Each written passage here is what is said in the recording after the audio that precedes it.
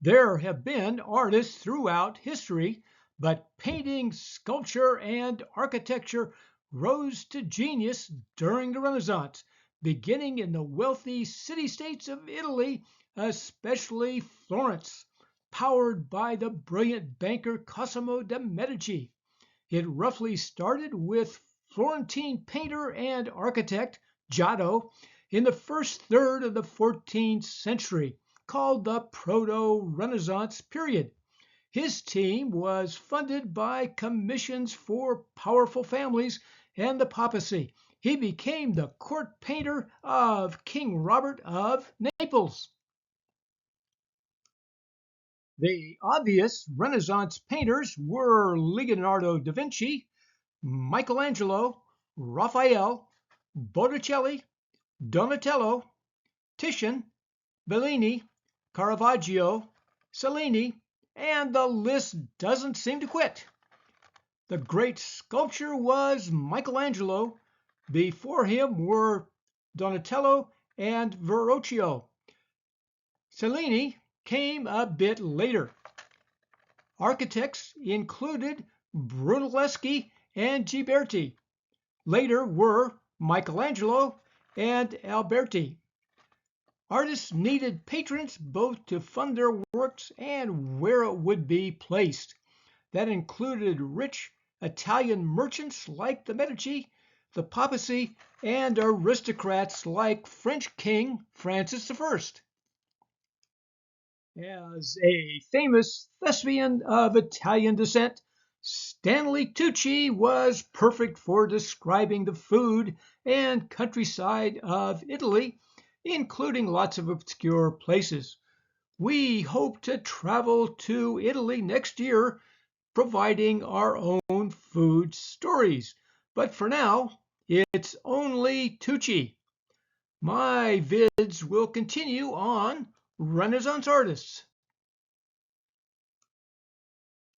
Granted, Leonardo, 1452 to 1519, really requires a couple of videos, but we can only be diverted from food for so long. He is number one on the Renaissance team, showing engineering skills with his notebooks, including a hypothetical helicopter, parachute, armored car, plus anatomy based on his dissections. Too bad he never published these works, although Gutenberg's printing press was active. He was educated by Andrea Verrocchio in Florence.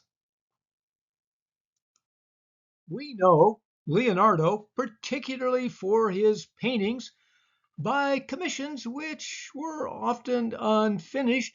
Apparently, he was easily distracted. Only 8 or so of his works are shown. The best known are the Mona Lisa, the Last Supper, and Vitruvian Man. Actually, that's a drawing. Good luck seeing these. If you visit the Louvre, yeah, it's tough to see the Mona Lisa. It's easier to see the Virgin on the Rocks and Virgin and Child with St. Anne. There is also a painting called St. John the Baptist that could be by Leonardo. Michelangelo, 1475 to 1564, was known particularly for his sculptures, including the Pietà and David. The David started as an unfinished project of another artist, a colossal statue of Carrara marble portraying David as a symbol of Florentine freedom. Michelangelo finished it in 1504, and it was placed in front of the Palazzo Vecchio. A copy is still there. The original was moved inside to the Galleria dell'Accademia. The Pietà is a Carrara marble sculpture of Mary and Jesus in St. Peter's Basilica, now protected by bulletproof glass after being vandalized. Then Michelangelo's paintings, particularly the Sistine Chapel. The chapel was named for Pope Sixtus VI, who had it built beginning in 1473. The frescoes are murals applied directly on wet lime plaster, which produced a durable work of art. Several artists applied early frescoes, including Botticelli.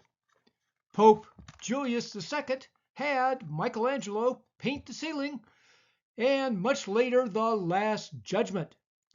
These featured mainly men, all with incredible muscles. Even the women were muscled. Don't ask me about his sex life. Michelangelo was also an architect, including St. Peter's Basilica in Vatican City.